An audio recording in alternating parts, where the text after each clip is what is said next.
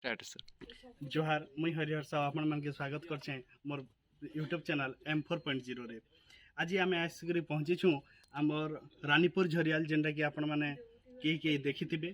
तो रानीपुर झरियालटा हूँ बंगमुड़ा ब्लॉक रो आम टिटलागढ़ पाखे अच्छे यहाँ बलांगीर डिस्ट्रिक्ट।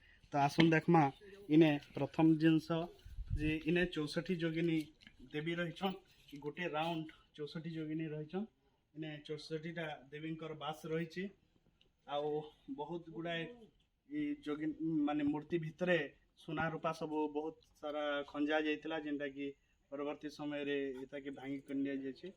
तो सेति लागि ताके सेफ्टी लागि ग्रिल सब दिया है। तो देखुन आउ एंजॉय करूँ, चैनल के लाइक करूँ, सब्सक्राइब करूँ आउ शेयर करूँ। Thank you.